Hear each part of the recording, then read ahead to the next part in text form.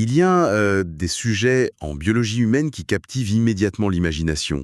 On pense très souvent à la plasticité du cerveau Oui. ou à la mécanique de cœur. Mais l'objectif de cette exploration documentaire aujourd'hui, c'est de se pencher sur un élément fondamental de notre survie. Un élément qui souffre d'un sérieux déficit d'image, C'est le moins qu'on puisse dire. le mucus intestinal.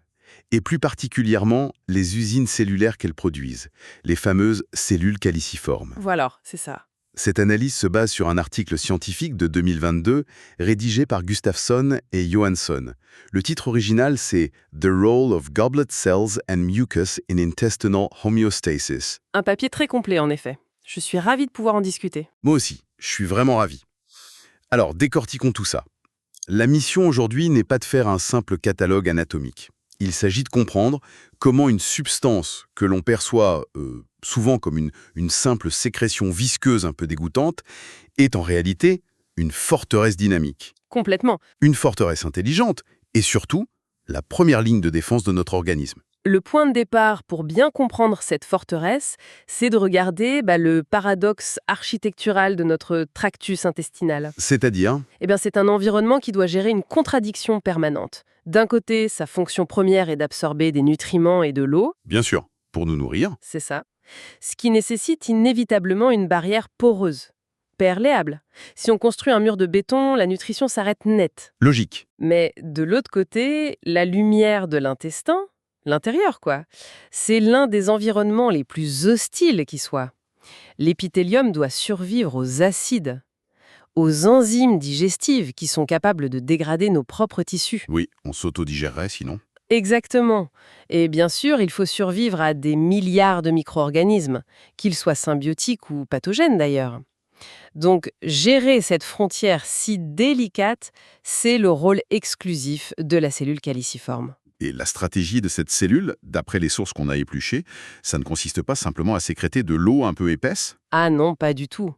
La biochimie de ce mucus est d'une sophistication redoutable.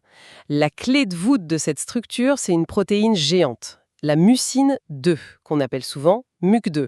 Tout à fait. Ce qui ressort de l'étude, c'est vraiment la mécanique de son déploiement. La cellule caliciforme sécrète cette protéine en même temps que des ions bicarbonate. Oui, le bicarbonate est crucial ici. Et au moment où ces deux éléments se rencontrent dans l'environnement intestinal, bam, la mucine subit une expansion volumétrique massive. C'est presque explosif comme réaction. Elle se déploie en une fraction de seconde pour former un véritable réseau en 3 dimensions, une matrice. Mais, et c'est là que je m'interroge, une matrice composée d'une seule protéine, ça semble un peu fragile pour résister aux forces de la digestion, non? C'est une observation très juste. Et c'est précisément pour cela que la MUC2 ne travaille pas toute seule. Ce réseau naissant serait très facilement balayé sans l'intervention d'autres protéines stabilisatrices. Qui sont mentionnés dans l'étude, oui. Exactement. On y trouve par exemple la protéine FCGBP. Un nom barbare. Oui, un acronyme de biologiste. Mais son rôle apparent est d'agir comme un lien moléculaire, une sorte de mortier en fait. Ce mortier vient attacher les différents fragments de mucine entre eux pour éviter que le réseau ne se désagrège. D'accord? Il y a aussi une autre protéine, la CLCA1, qui s'intègre à cette architecture. Ce qui est fascinant ici, c'est la façon dont cette même fondation moléculaire est manipulée pour créer des structures aux propriétés diamétralement opposées. Et ça dépend d'où on se trouve dans l'intestin, c'est ça? Exactement, selon la géographie. C'est d'ailleurs l'un des points les plus marquants de l'article pour moi. La géographie dicte vraiment l'architecture. Prenons l'intestin grêle par exemple. La zone d'absorption maximale. Voilà. Le réseau de MUC2 y est organisé de manière très lâche. On pourrait comparer ça à, disons, un filet de pêche avec des mailles très larges. J'aime beaucoup cette analogie. Les nutriments digérés passent sans problème à travers les mailles. Mais la structure retient une très forte concentration d'enzymes et de peptides antimicrobiens. C'est plus un bouclier chimique qu'un mur physique en fait. Il protège les cellules contre les sels biliaires et les sucs pancréatiques. C'est ça. Mais la donne change du tout au tout dès que l'on franchit la valve iléo-cacale. Pour rentrer dans le côlon. Oui, dans le côlon, on n'est plus du tout dans une zone d'absorption massive de nutriments, on entre dans un immense bioréacteur, Rempli de bactéries. rempli de la vaste majorité de notre microbiote. Un filet lâche avec de grandes mailles serait catastrophique ici. La machinerie s'adapte donc pour générer une barrière à 2 couches bien distinctes. 2 couches de mucus, donc. Oui, la couche interne est dense, très compacte, fermement ancrée à la paroi intestinale. L'espacement entre les mailles du fameux réseau MUC2 y est tellement réduit que les bactéries ne peuvent physiquement pas y pénétrer. Donc cette couche interne est virtuellement stérile. Totalement stérile, oui. C'est une zone de quarantaine absolue. Impressionnant. Et la couche externe, elle, c'est quoi? C'est une production différente? Eh bien non. C'est en fait le résultat de l'expansion et de la dégradation progressive de cette même couche interne par les enzymes bactériennes. Ah d'accord, donc en s'éloignant de la paroi, elle se relâche. C'est ça.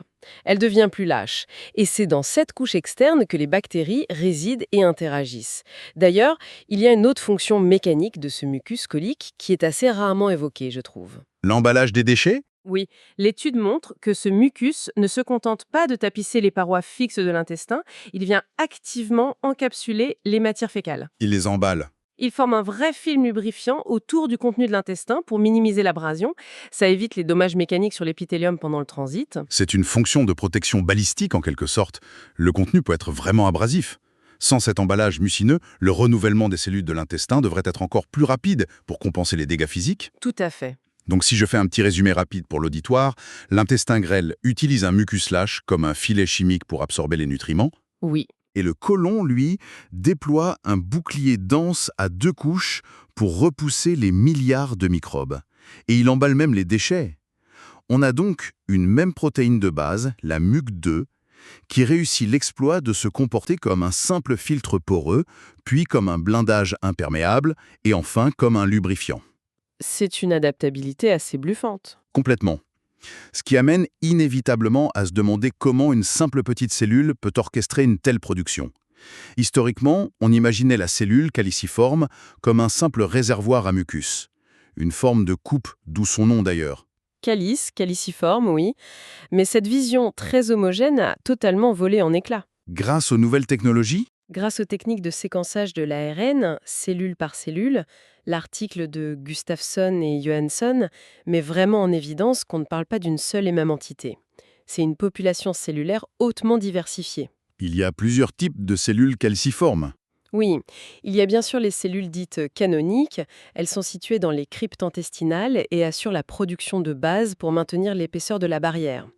Mais les chercheurs ont trouvé des sous-populations très inattendues. Oui, les sources parlent de cellules caliciformes non canoniques.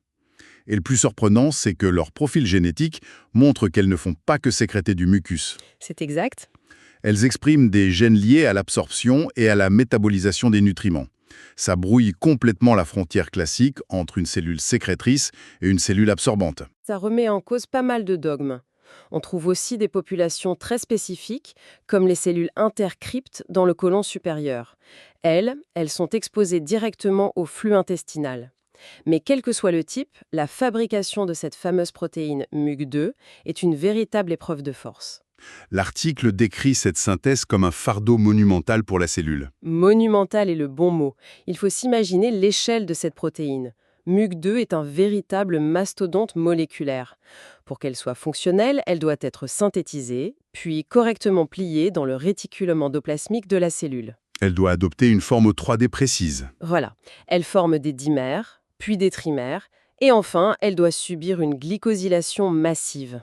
La glycosylation, pour faire simple, c'est quoi? C'est l'ajout très complexe d'arborescence de sucre directement sur la structure de la protéine. Ce processus accapare une énergie considérable.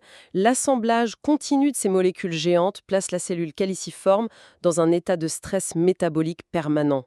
Le fameux stress cellulaire. C'est ce que la biologie définit comme le stress du réticulum endoplasmique ou stress du RE. Et ce qui est fou, c'est que ce stress n'est pas une anomalie. C'est leur état de fonctionnement normal. Oui, l'usine tourne littéralement à la limite de la surchauffe en permanence. Et pour éviter l'effondrement de toute la chaîne de production sous le poids des protéines mal pliées, l'étude détaille des systèmes de sécurité ultra sophistiqués. Des sécurités intégrées. Il y a des protéines chaperons, comme l'AGR2. Elles agissent comme des contrôleurs qualité dans une usine. Pour s'assurer que la mucine adopte la bonne configuration spatiale, oui. Et puis, il y a des capteurs d'urgence, comme la molécule IRZIN-bêta. C'est une mécanique assez contre-intuitive en fin de compte. Si je comprends bien, ce capteur IR5-bêta, il fonctionne un peu comme un disjoncteur thermique. L'analogie est très pertinente. IR5-bêta surveille l'accumulation de protéines mal formées. Si le rythme de production de la muxine 2 dépasse les capacités de pliage de l'usine, bam, ce capteur s'active. Et il fait quoi? Il arrête tout? Il freine la traduction génétique. Il ralentit temporairement la chaîne de montage pour permettre à la cellule de résorber son retard. Sans ce frein d'urgence, la cellule caliciforme s'autodétruirait par apoptose. Elle serait submergée par ses propres déchets de production. C'est fou. Il y a un autre aspect de cette production qui remet en question pas mal d'idées reçues, c'est la chronologie de son développement. Ah oui, la différence entre l'homme et la souris. Exactement. La recherche en gastro-entérologie s'est très longtemps appuyée sur des modèles murins, des souris de laboratoire. Mais l'article souligne une divergence majeure sur le développement du mucus. Chez l'être humain, l'architecture de l'intestin se met en place in utero. Avant la naissance, oui, dès la 12e semaine de gestation. Dans un environnement amniotique qui est virtuellement stérile, le système est déjà structurellement en formation.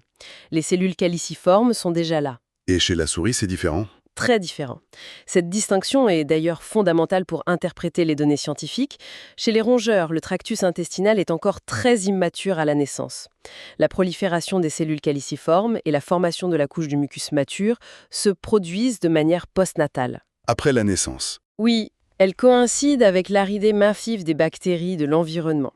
Et ce développement est fortement stimulé par des facteurs de croissance présents dans le lait maternel de la souris, comme l'EGF.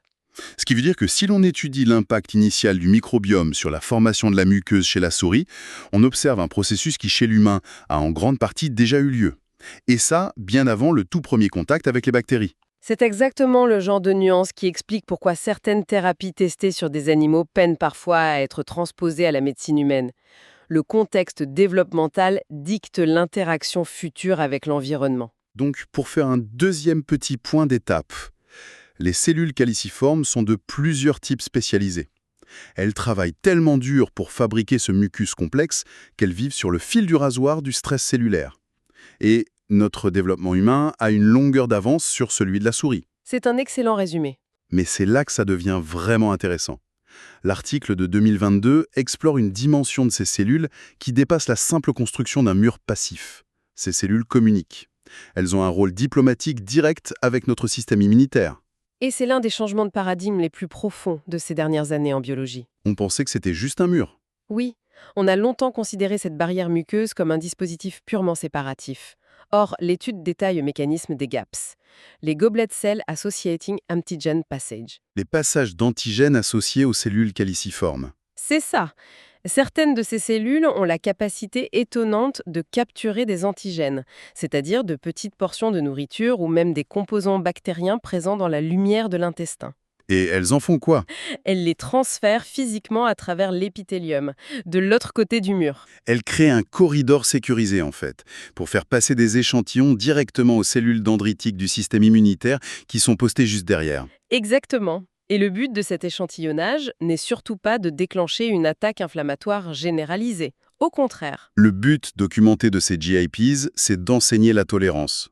Le système immunitaire doit apprendre à ne pas réagir excessivement. Face aux protéines alimentaires inoffensives ou aux bonnes bactéries symbiotiques, une régulation temporelle très stricte de ce phénomène. L'ouverture de ces passages n'est pas du tout anarchique. Ça ne reste pas ouvert tout le temps. Non, les chercheurs ont observé que l'activité des GAP connaît des pics lors de fenêtres de développement très critiques. Par exemple, au moment de l'introduction de nouvelles nourritures solides chez le nourrisson.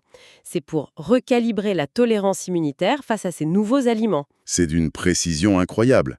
Mais la cellule ne se limite pas à ce rôle de gentil éducateur. Dans les cryptes du côlon, on trouve des cellules caliciformes qui sont qualifiées de sentinelles. Oui, les cellules sentinelles. C'est un concept digne d'un film d'espionnage. Ces cellules spécifiques sont positionnées très stratégiquement, à l'ouverture de la crypte intestinale. C'est la zone de sécurité maximale où se cachent les cellules souches. Le trésor de l'intestin, les cellules souches. C'est ça. Le rôle de ces sentinelles est d'échantillonner en permanence l'environnement immédiat. Si elles absorbent une très faible quantité de produits bactériens, l'état d'équilibre est maintenu. Pas de panique. Tout va bien. Mais si la quantité de composants bactériens ingérés dépasse un certain seuil critique, ça veut dire qu'il y a un problème grave. Ça indique qu'une brèche majeure s'est produite dans la couche de mucus interne stérile. Les bactéries sont aux portes de la crypte. Et là, la réponse est foudroyante.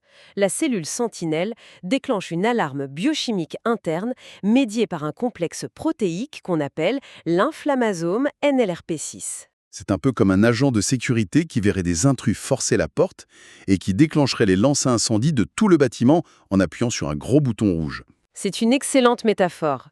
L'activation de cet inflammasome NLRP6 est vraiment l'équivalent d'un signal de détresse d'une puissance inouïe.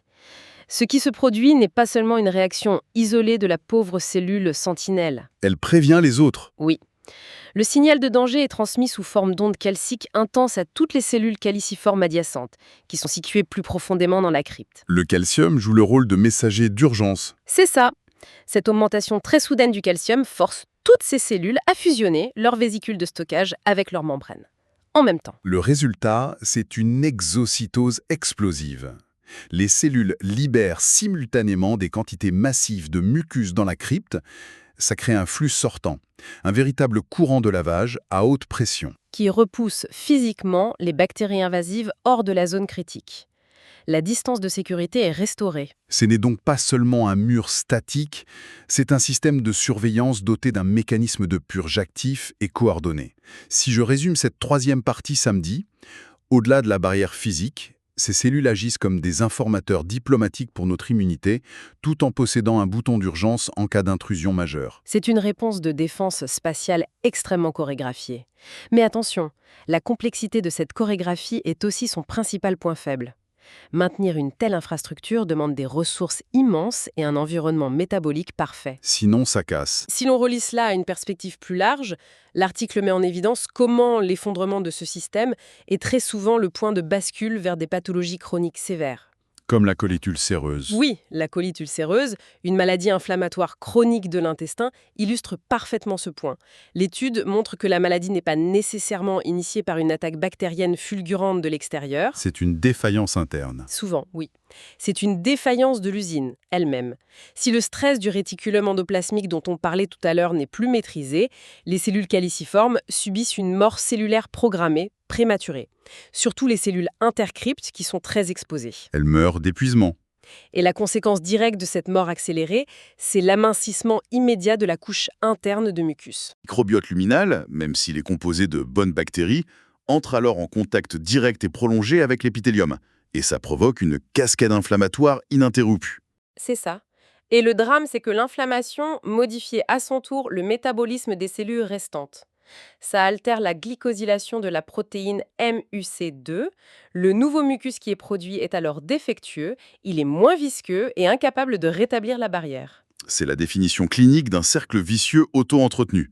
Si le mucus défaille, c'est l'inflammation chronique assurée. Et il y a aussi un aspect encore plus sombre qui est abordé dans les sources. Le piratage. Le piratage actif de ces défenses par des agents pathogènes spécialisés. On pourrait penser naïvement que les bactéries dangereuses utilisent la force brute pour percer le mucus, comme une perceuse dans un mur. C'est ce qu'on a longtemps cru. Mais l'évolution a produit des stratégies d'infiltration d'une perversité fascinante. Prenons le cas détaillé de la bactérie Listeria monocytogenes. Un pathogène très redoutable. Cette bactérie a besoin d'atteindre l'épithélium pour infecter l'organisme. Mais la couche interne dense de mucus la bloque. Alors, sa stratégie, elle ne perce pas le bouclier. Elle attend simplement que le garde ouvre la porte. Le mécanisme de Listeria est d'une précision diabolique. La cellule caliciforme, pour maintenir la barrière, doit continuellement expulser du mucus. Lors de cette exocytose, sa membrane s'ouvre sur la lumière intestinale. Pendant une fraction de seconde. Juste un instant, oui. Et pendant ce très court instant, une protéine structurelle qui est normalement cachée entre les cellules, qu'on appelle la écadérine, se retrouve exposée. Et Listeria le sait. Listeria possède une protéine de surface, la inella, qui est spécifiquement conçue pour s'ancrer à cette écadérine. Elle utilise l'instant précis où la cellule excrète ses défenses pour s'y agripper et forcer son entrée dans la cellule. C'est incroyable. Elle utilise littéralement le processus de sécrétion du mucus protecteur comme un cheval de Troie. Et le piratage ne s'arrête même pas là.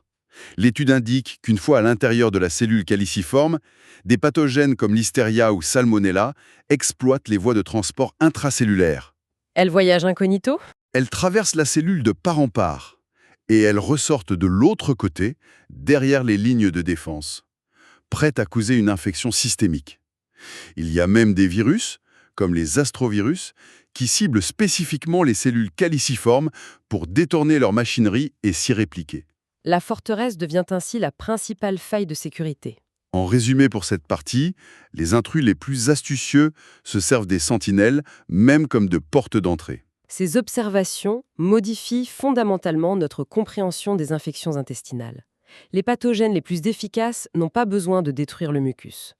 Ils ont coévolué avec nous pour identifier et exploiter les vulnérabilités transitoires de nos cellules. Alors, qu'est-ce que tout cela signifie concrètement?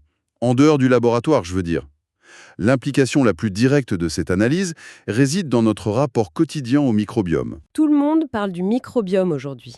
Oui, les discours sur la santé mettent presque exclusivement l'accent sur l'encensement de l'intestin par des probiotiques, prendre des gélules, manger des ferments, où on insiste sur la diversité des souches bactériennes. Mais la lecture de ces sources rappelle une réalité physiologique incontournable. Sans une couche de mucus robuste, correctement glycosylée et gérée par des cellules caliciformes fonctionnelles, ce microbiome, même s'il est parfaitement sain, devient une menace. Il devient inflammatoire. Le mucus n'est pas seulement un lubrifiant, c'est l'interface de négociation exclusive entre notre biologie humaine et notre biologie microbienne. Et cela soulève une question importante, peut-être l'une des perspectives les plus provocatrices de ce domaine de recherche. Ça concerne directement notre alimentation.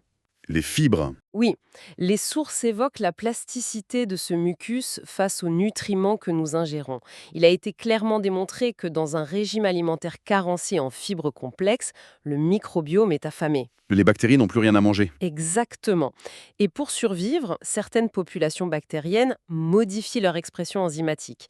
Elles se tournent vers une source alternative de glucides, les glycanes qui recouvrent nos propres protéines MUC2.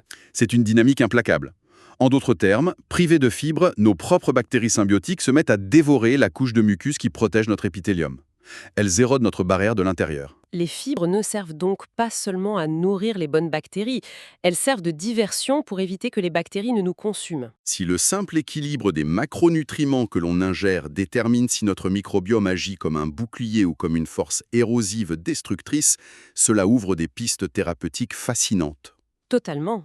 Ne pourrait-on pas concevoir une approche préventive où des nutriments ciblés seraient élaborés non pas pour nourrir les bactéries, mais pour optimiser le travail de l'usine cellulaire elle-même, fournir les substrats idéaux pour soulager le stress du réticulum endoplasmique, par exemple? Ou stimuler une glycosylation hyper résistante de la mucine 2.